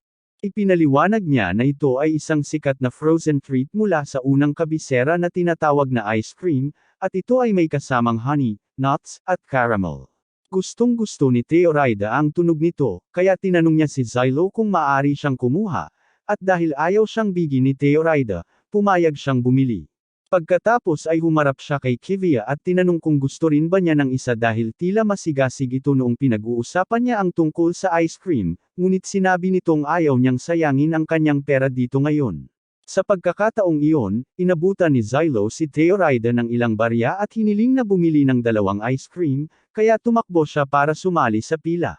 Habang nakapila si Theoryda, tumayo sina Xylo at Kivia sa isang gilid, at habang naghihintay sila, sinabi ni Kivia kay Xylo na bumuti ng husto ang tingin nito sa kanya nitong mga nakaraang araw. Noong una, inakala niyang isa lamang itong kasuklam-suklam na kriminal, ngunit iniligtas nito ang kanyang mga tauhan sa dalampasigang iyon, at isinugol niya ang kanyang buhay para sa mga taga-nayon na malapit ng iwan, at lahat sila ay talagang nagpapasalamat sa kanya. Natuwa si Xylo na marinig na kinikilala ang kanyang mga pagsisikap kahit kaunti lamang, at nagpatuloy si Kivia sa pagsasabi sa kanya na ang kanyang mga ginawa ay malamang na nagligtas din sa buhay ni Theoryda. Nagulat si Xylo nang marinig ito, kaya tinanong niya kung ano ang ibig niyang sabihin, at ipinaliwanag ni Kivia na si Theoryda ay orihinal na natuklasan sa Northern Ruins, at ang 13th Order of Knights ay ipinadala upang kunin siya gaya ng dati, ngunit hindi nagkasundo ang militar at ang templo sa pinakamahusay na paraan upang gamitin siya. Gusto ng templo na bumuo ng isang tipan kay Theoryda at makipaglaban sa mga banal na kabalyero, ngunit dahil nakapatay na si Xylo ng isang diyosa, naisip ng militar na maaaring posible pang mag-reverse engineer ng mas maraming diyosa. Dahil dito, hiniling nila na ibigay sa kanila si Theoryda para sa pagsusuri, na isang magandang paraan ng pagsasabing susuriin nila siya, ngunit sa huli ay nakipagkontrata si Xylo kay Theoryda, at ang katotohanan na nagawa niyang talunin ang 2 demonyong Panginoon sa loob ng maikling panahon ay nagpatunay na mas kapaki-pakinabang si Theoryda habang buhay kaysa bilang isang test subject. Hindi maintindihan ni Xylo kung paano nila maituturing na walang silbi si Theoryda noong una pa lang gayong isa siyang diyosa na may malalakas na kakayahan, ngunit ayon sa mensahe sa mga guho kung saan siya natagpuan, ang tanging magagawa lang ni Theoryda ay magpatawag ng mga espada. Sinasabing ang mga diyosa ay bumaba sa mundo sa isang panahon na kilala bilang dakilang sibilisadong panahon, at ang kanilang mga kalikasan ay lubhang nag-iiba-iba. Ang ilan ay maaaring makagawa ng malakas na lason, ang ilan ay maaaring magpatawag ng mga kidlat o malalakas na bagyo, at ang ilan ay maaari pang makakita ng mga pangitain ng hinaharap. Nagigising sila tuwing lumilitaw ang salot ng demonyo, at pagkatapos matupad ang kanilang layunin, kadalasan ay natutulog na sila muli sa kanilang mga kabaong. Alam na ni Xylo ang tungkol sa iba't ibang kakayahan na maaaring taglayin ng isang diyosa, at tila si Tatsuya ay tinawag mula sa ibang mundo ng isang diyosa sa isang pagkakataon. Ngunit bukod doon, kumpara sa mga kakayahan ng 12 diyosa na natuklasan sa ngayon, iniisip ng militar na ang kapangyarihan ni Theoryda sa pagtawag ng mga espada ay mas mababa, kaya handa silang isakripisyo siya, at ang mga kabalyero ay walang pagpipilian kundi ang sumunod sa utos, kaya naman gusto nilang isakripisyo ang kanilang sarili upang magbayad sala para sa kanilang kasalanan. Hiniling ni Xylo sa kanya na ibigay sa kanya ang mga detalye ng susunod na gawain sa lalong madaling panahon, dahil hanggat mahusay niyang ginagawa ito, mapapatunayan niya ang kapakinabangan ni Theoryda upang hindi siya madiskubre. Pinahahalagahan ni Kivia ang paniniwala ni Xylo, kaya sinabi niya sa kanya na ang susunod na misyon ay mangangailangan sa kanya at sa iba pa na ipagtanggol ang kuta na ito. Maya-maya pa, nakipagkita sina Xylo at Venetim sa commander ng misyon, at halos kapareho ito ng sinabi ni Kivia, ngunit may isang problema. Sinasabihan sila ng commander na ipagtanggol ang kuta gamit ang kanilang buhay. Ang layunin ng misyon ay ipagtanggol ang kuta habang inaakit ang demonyong Panginoon na si Iblis, papasok sa lugar, at pagkatapos nito ay isang malawakang pag-atake ng lason ang ika-9 na diyosa upang talunin ito. Tinutulan ni Xylo ang ideya dahil naitatag na ang lason lamang ay hindi sapat upang talunin ang isang demonyong Panginoon. Ang ginagawa lang nito ay ilagay ito sa estado ng suspended animation ng ilang sandali, at inamin ng commander na tama si Xylo, ngunit sinabi niya na may mga pagbabago na ginawa sa estratehiya upang matiyak na gagana ito sa pagkakataong ito. Plano nilang gawing isang tuloy-tuloy na silid ng pagpatay para sa demonyong Panginoon ang kuta, kaya kailangang magsilbing depensa ang mga bayani hanggang sa mamatay sila sa proseso. Nagsalita si Venetim at nagtanong kung bakit hindi sila basta-basta makatakas matapos matagumpay na maakit ang demonyong Panginoon sa bitag sa halip na mamatay, ngunit sinabi lang ng commander na ganoon talaga dapat, at kung sino man sa kanila ang magtatangkang umalis sa kuta, ang buong pangkat ay papatayin gamit ang mga sagradong selyo sa kanilang mga leeg.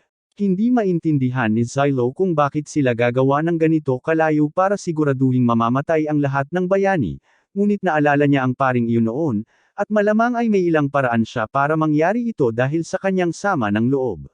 Bigla na lang, masayang inanunsyo ni Venetim na siya at ang kanyang koponan ay malugod na tatanggapin ang misyon at ipagtatanggol ang kuta gamit ang kanilang buhay, ngunit mayroon siyang ilang mungkahi para mapabuti ng kaunti ang plano. Una sa lahat, sa tingin niya ay medyo kontraproduktibo na patayin ang buong koponan kung kahit isang tao ay sumubok na umalis, dahil tiyak na may isang taong gusto lang matapos ang bahagi ng namamatay sa lalong madaling panahon, at masisira nila ang buong plano. Kaya naman iminungkahi niya na ang patakaran ay papatayin lamang sila kung susubukan ng lahat na umalis sa halip na isang tao lamang. Nabanggit din niya na dahil lubos na deboto si Theorita kay Zylo, tiyak na gugustuhin itong manatili sa tabi niya, kaya tinanong niya ang commander kung ayos lang ba sa kanya yon. Sinabi ng commander na wala siyang awtoridad na magbigay ng utos sa isang diyosa, ngunit mayroon si Kivia ng awtoridad na iyon, kaya hiniling ni Venetim kay Zylo na kausapin siya para maging opisyal ito, ngunit bago umalis si Zylo, tinanong niya si Venetim kung mayroon pa siyang ibang gusto dahil susubukan niyang makipagnegosasyon sa commander. Sinabi ni Zylo na kakailanganin niya ng mas maraming sundalo at mga probisyon kung maaari, at nangako si Venetim na gagawin niya ang kanyang makakaya, tutal, mahusay naman siya sa pagkumbinsi sa mga tao. Bago nahatulan si Venetim na maging bayani, isa siyang manloloko sa pinakamataas na antas, at kakahuli lang niya. Nakagawa siya ng iba't ibang uri ng pandaraya, kabilang ang pagtatangkang ibenta ang kastilyo ng hari sa isang circo, at muntik na rin siyang makalusot, ngunit hindi iyon ang dahilan kung bakit siya nililates dito ngayon. Ang dahilan ay ito, isang pahayagan na isinulat niya dahil gusto ng kanyang amo na gumawa siya ng kaunting pananakot sa masa. Tinalakay nito kung paano ang ilang mga nakatataas sa templo at maging ang ilang mga maharlika ay mga especially iyan na naimpluwensyahan ng demonyong si Blight na nagtatago sa anyong tao, at inamin ni Venetim na siya ang sumulat nito, ngunit gawa-gawa niya lang ang lahat, at hindi niya talaga inaasahan na seseryosohin ito ng sinuman. Pero lumabas na lahat ng isinulat niya ay totoo pala, at sapat din itong nakakakumbinsi para paniwalain ng mga tao na totoo ito. Kaya para masigurong hindi na makakapagbahagi pa ng katotohanan si Venetim, hinatulan siyang maging bayani. Sa kasalukuyan, nagawa ni Venetim na kumbansihin ang commander na sumuko sa lahat ng kanyang mga hinihingi, ngunit natigil si Venetim sa gawain na iligtas si Theorita kung sakaling malagay ito sa panganib, at kung isa sa alang-alang kung gaano kaina ang kanyang katawan, tiyak na hindi iyon magiging maganda. Sa isa pang punto, naaprubahan ang mga reinforcement na hiniling ni Zylo, at bumalik na si Save sa unit, ngunit medyo maluwag ang kanyang kontrol, kaya hindi masyadong natuwa si Dada na makatrabaho siyang muli. Samantala, nakita natin si Save sa labas na tumataya sa isang laro, at tila nanalo ang lalaking kalaban niya, ngunit tinawag siya ni Save para sa pandaraya. Tila mahusay ang paningin at pandama ni Save, kaya alam niyang tama siya tungkol sa pandaraya ng lalaking iyon. Ngunit ayaw tanggapin ng lalaki na nahuli siya at sinubukang takutin si Save na iwanan ang kanyang pera. Gayunpaman, hindi tinanggap ni Save ang pagbabanta at pinutol ang kamay ng lalaki bilang parusa sa pandaraya. Pagkatapos nito, casual siyang tumayo at umalis dahil nagugutom na siya. Bago naging bayani si Sov, siya ay isang mamamatay tao na pinalaki ng order, at karaniwang gumagamit ang order ng iba't ibang taktika ng manipulasyon at torture upang gawing mga walang isip na makina ng pagpatay ang kanilang mga miyembro, ngunit si Sov ay halos walang isip na mula pa sa simula, kaya hindi talaga nagtagumpay ang kanilang mga pamamaraan sa kanya. Wala siyang tunay na konsepto ng moralidad maliban sa kanyang sarili at sa mga taong mahalaga sa kanya, kaya't naglalakad-lakad siya at pinapatay ang sinumang gusto niya tuwing inuutusan siya ng order. Ang namamahala sa paghatol kay Sov ay medyo naaawa sa kanya dahil karamihan sa kanyang mga pagpatay ay ginawa sa ilalim ng utos ng order, at alam ng kaharian kung gaano sila kalupit, ngunit kahit na ganoon, nagkasala pa rin si Sov kaya siya ay dapat parusahan. Tinanong siya ng naghatol kung natatakot siya sa maaaring mangyari dahil sa susunod na kaso dito, baka makulong siya habang buhay, at sa pinakamasamang kaso, mahatulan siya ng kamatayan. Inamin ni Sov na labis siyang natatakot, pero alam niyang hindi makakatulong ang takot sa sitwasyong ito, kaya sinusubukan niyang mag-enjoy sa sandaling ito. Dumating noon ang isa pang sentencer at tinanong si Sov kung paano niya pinipili ang kanyang mga biktima kapag oras na para pumatay, at inamin ni Sov na kadalasang inuutusan siyang pumatay ng isang tao, pero kadalasang, pagkatapos mapanood ang kanyang target ng ilang sandali, nagsisimula na siyang maatik. Sa puntong iyon, makakaramdam siya ng sama ng loob kung papatayin niya ang tao, kaya sa halip ay papatayin na lang niya ang isang taong walang kaugnayan at tapos na ang araw. Ang hukom ay nakikinig ng mabuti at may ngiti sa kanyang mukha. Sinabi niya kay Sov na ang kapalaran tulad ng kamatayan ay masyadong magaan para sa isang katulad niya. Nang marinig ito, medyo nataranta si Sov dahil ayaw niyang malaman kung ano ang pakiramdam ng mas masahol pa sa kamatayan, kaya't nagsimula siyang magtanong kung maaari bang tanggapin na lang niya ang parusang kamatayan at tapos na ang araw, pero huli na dahil sinabi ng pangalawang hukom na siya ay paparusahan na maging isang bayani. Balik sa kasalukuyan, naglalakad ang grupo patungo sa lugar ng kanilang huling laban, ngunit habang mas gusto ng iba na maglakad ng tahimik, si Sov ay nandito na naman at ikinukwento ang kanyang kwento sa ikapitong pagkakataon na. Isang milagro na hindi pa siya nawawala ng bait sa dami ng beses na siya'y namatay, pero sa totoo lang, hindi naman siya ganoon kamatalino mula't simula. Tumingon si Zylo kay Sov at sinabi niyang tumahimik siya bago pa siya lagyan ng pangsakal. Isa sa maraming kapintasan ni Sov, bukod sa kanyang kamangmangan, ay ang katotohanang literal na hindi niya alam kung kailan titigil sa pagsasalita, kaya't ayaw na ayaw ni Dada at ng iba pa na makatrabaho siya. Gayunpaman, tila malaki ang paggalang ni Sov kay Zylo, kaya ginagawa niya ang kanyang makakaya upang sundin ang mga utos ni Zylo at hindi siya magalit. Habang sila'y sumusulong, hindi nagtagal ay nakita ng grupo ang demonyong Panginoon na kanilang haharapin, at mas malapit ito kaysa sa kanilang inaasahan. Sa bilis na ito, aabot ang bagay na iyon sa kuta bago magtakip silim, kaya kailangan nilang maghanda para sa labanan. Tinanong ni Zylo si Kivio kung ilan ang mga sundalo nila, at sinabi niya na mayroong mga 50 mapagkakatiwalaang sundalo na maaari nilang gamitin, pero hindi iniisip ni Zylo na sapat na yon.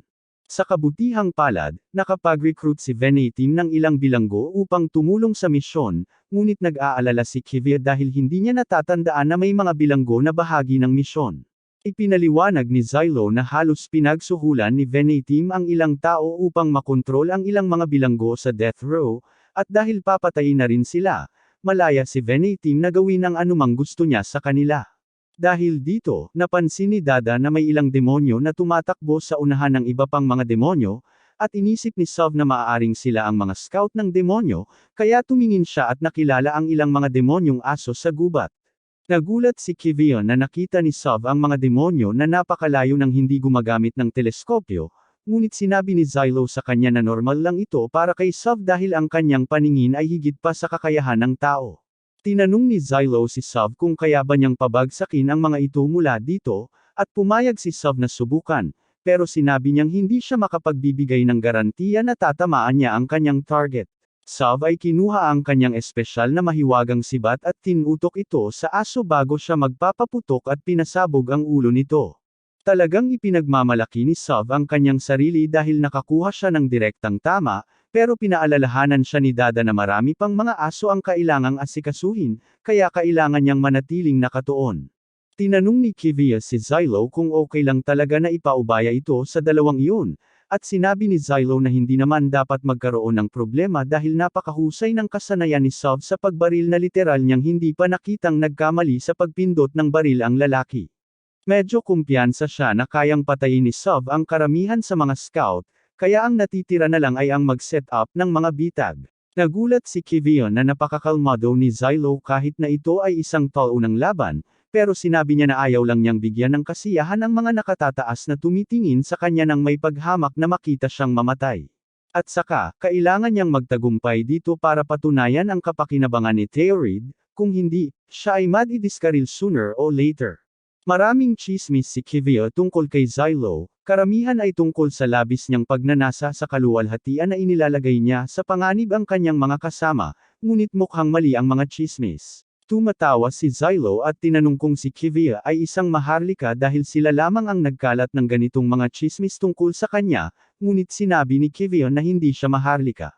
Diretso siyang hindi naniwala dahil walang paraan na papayagan ng mga nakatataas na maging komandante ng kabalyero ang isang karaniwang tao, pero hindi naman sinabi ni Kivia na siya ay isang karaniwang tao. Ipinaliwanag niya na ang kanyang ama ay ang mataas na pari ng simbahan, at nagulat si Zylo nang marinig ito dahil ang mataas na pari ay halos pinakamataas na opisyal sa loob ng simbahan. Kaya talagang mahalaga siya. Sinabi ni Save kay Zylo na tapos na siya sa pakikitungo sa mga aso, kaya sinabi ni Zylo sa kanya at kay Dada na maghintay dito habang siya ay pupunta upang asikasuhin ang ibang negosyo. Pagkatapos, nagpunta sina Zylo at Kivia pabalik sa kuta, at habang papalapit sila sa gate, nakatagpo nila ang commander ng ika-9 na orden ng mga kabalyero at ang kanyang diyosa, si Pelmeri. Nagulat si Horde na balak ni Kivia na manatili sa kuta sa halip na iwanan na lang ang mga hinatulang bayani na mamatay. Hindi niya maintindihan kung bakit siya nagtitiwala ng labis sa kanila, at iniisip niyang isang hanggal na desisyon ito, pero nananalangin pa rin siya para sa kanyang kaligtasan. Gayunpaman, wala siyang ibang nararamdaman kundi paghamak kay Zylo at sinabihan si Pelmeri na lumayo sa kanya dahil hindi mo alam kung kailan siya magpapasya na pumatay ng isa pang diyosa. Nakakainis ito kay Zylo, pero alam niyang walang patutunguhan ang pagtatalo, kaya pinili niyang kalimutan na lang ito. Bago pa makapagsalita ng iba, nagsalita si Pelmeri at tinanong si Horde kung sa tingin niya ay naging kapaki-pakinabang siya sa nakaraang misyon. Sinabi ni Horde na siya ay talagang perpekto at hinaplos ang kanyang ulo bilang gantimpala. Pero ngayon na wala nang natitirang gawain para sa kanya dito, sinabi niya sa mga miyembro ng kanyang koponan na maghanda ng umalis, at lahat sila ay dumaan kay Zylo at Kivia. Si Zylo at Kivia ay pumasok sa kuta, kung saan inihanda ang napakaraming bar aisles ng alak. Tinanong ni Save kung para saan ang lahat ng alak, kaya ipinaliwanag ni Zylo na papasabugan nila ito lahat pagdating ng mga demonyo, at pagkatapos noon, paulit-ulit na papakuluan ni Pelmeri ang demonyong Panginoon hanggang sa mamatay ito. Napagtanto ni Save na halos nangangahulugan ito na mapipilitan silang mamatay, at nakakainis siya na ginagamit siya bilang tao-tauhan. Kaya nagpasya siyang ilabas ang kanyang galit sa pamamagitan ng ganap na legal na pagdepensa sa sarili. Pinukaw niya ang isa sa mga kalapit na kabalyero para makipag-away sa kanya, at sa sandaling hinawakan ng kabalyero si Save, inilabas niya ang kanyang kutsilyo at handang hiwain ang lalamunan ng lalaki. Pero sa kabutihang palad, naagapan ni Zylo si Save sa tamang oras, at isa sa mga kaibigan ng lalaki ang lumapit para hilahin siya palayo, kaya walang masamang nangyari, pero pwedeng naging magulo ito. Tinanong ni Zylo si Save kung ano ang nasa isip niya, at ipinaliwanag ni Save na gusto lang niyang ilabas ang kanyang pagkabigo ng kaunti. Parang pagyuyugyug ng bato kapag naiinis ka, pero pinaalalahanan siya ni Zylo na hindi pareho ang tao at bato. Dumating si Tireta, at galit na galit siya na umalis si Zylo para mag-recon nang hindi siya sinama. Naiinis din siya dahil nakasalubong niya ang diyosa ng 9th unit kanina, at nalaman niyang nakakakuha si Pelmeri ng 7 headpat bawat araw, samantalang siya. Wala pang isang beses na nakapagbigay ng headpat si Zylo mula nang siya'y magising. Sinimulan niyang makipag-ayos para sa kahit 3 pats kada araw mula kay Zylo, pero siya ay patuloy na binabalewala ito, na nagpasiklab kay Tireta. Dahil dito, may isang gwardya na dumating upang ipaalam kay Kivia na may grupo ng mga lalaki na dumating sa likurang gate, at mukhang lahat sila ay naghahanap kay Zylo. Hindi naiintindihan ni Zylo kung ano ang nangyayari dahil hindi niya maisip na may sinuman na maghahanap sa kanya dito, ngunit nang pumunta siya upang salubungin ang mga lalaki, napagtanto niya na sila ang mga Monero na nailigtas niya mula sa mga kuweba. Sinabi nila sa kanya na gusto nilang tumulong sa anumang paraan na kanilang makakaya, ngunit ayaw tanggapin ni Zylo ang kanilang tulong dahil ayaw niyang ilagay sila sa panganib. Sinabi niya sa kanila na bumalik na lang sila sa kanilang mga pamilya bago pa mahuli ang lahat, pero ipinaliwanag ng mga lalaki na hindi sila narito dahil lamang sa utang na loob. Matapos mahawahan ang minahan, nagdusa ang kanilang nayon ng malaking pagkawala, at kung mabibigo ang misyon na ito, mangyayari na naman ang parehong bagay, kaya gusto nilang gawin ang lahat ng kanilang makakaya upang makatulong.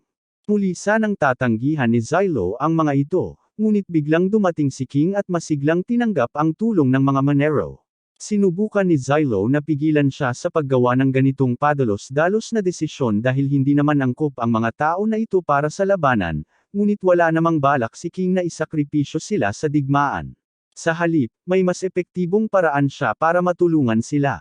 Ipinaliwanag niya na kahit na ang mga banal na selyo ay komplikado, basta't gumawa siya ng isang plano na susundin nila, dapat kayang mag-ukit ng mga Monero ng maraming selyo hanggat kinakailangan upang mapalakas ang depensa ng kuta.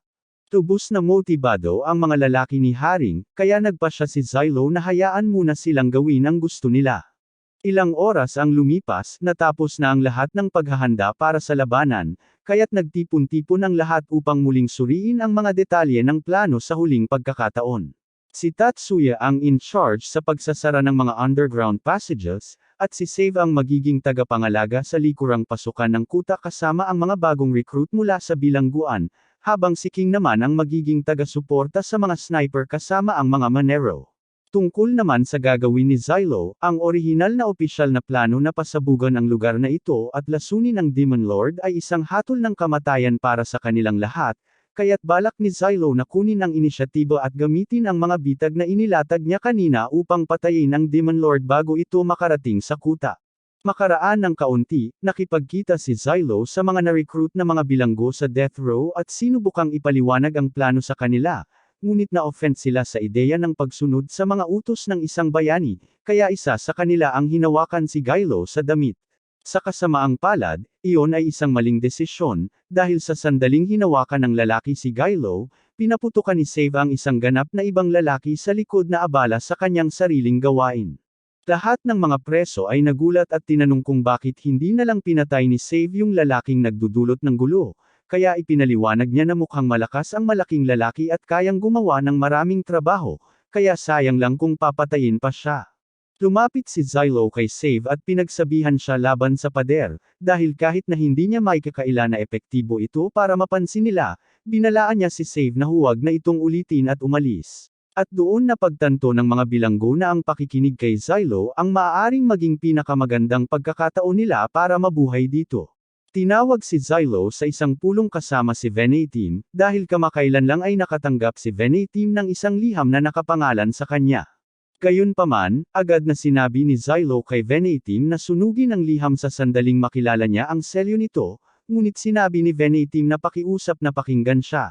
Ang liham ay mula kay Frenzy Mastobold, ng pamilyang Mastobold, at sa hindi malamang dahilan ay nag-aalok silang magpahiram ng isang hukbo upang tumulong sa pagtatanggol ng kuta.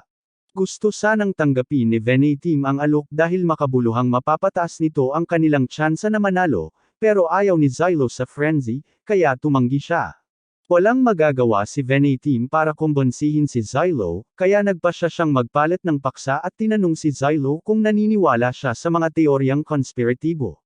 Tinanong ni Zylo kung tungkol ba siya sa kakaibang artikulo ng balita na inilathala niya ilang taon na ang nakalipas tungkol sa mga taga-samba sa demonyo sa mga nakatataas, dahil halatang peke ito, at nakikita ni Venetim kung bakit hindi siya maniniwala dito. Pero tinanong niya kung ano ang gagawin ni Zylo kung totoo na may mga taga-samba sa demonyo na nagtatrabaho sa likod ng mga eksena para siguraduhing matalo ang sangkatauhan sa digmaan. Pagkatapos ng lahat, ipapaliwanag nito ang lahat ng hindi makatuwiran at babong desisyon na ginagawa ng mga nasa itaas kamakailan, at ngayon na talagang pinag-iisipan ito ni Zylo, tila talagang kainahinala. Habang lumalapit ang gabi, ang hukbo ng mga demonyo ay papalapit sa kastilyo, kaya inihahanda nila ang kanilang mga depensa sa hari at nagsimulang magbato ang mga Monero sa kabalyerang demonyo. Matapos maasikaso ang unang alon, inactivate nila ang mga pader na may mga sagradong selyo upang mapanatili ang iba pang mga demonyo sa malayo, at kapag malinaw na ang paligid, umusad ang unit ni Kibyo upang harapin ang mga demonyo ng harapan. Lahat ay ayon sa plano sa simula, ngunit biglang may nakita si Zylo na hindi niya inaasahang makita dito. May isang grupo ng mga tao na nakasakay sa mga demonyong kabayo, at nagpasimula silang maghagis ng mga nagliliyab na palaso sa kuta. Nang marinig na ang kuta ay puno ng madaling magliyab na alak, lahat ay nagmamadaling patayin ang apoy, at ang kaguluhan na iyon ay nagbigay daan sa ilang mga demonyong kabayo na makalusot sa harapang pintuan. At sa ganitong takbo ng mga pangyayari, ilang sandali na lang at lahat sila ay mawawala na.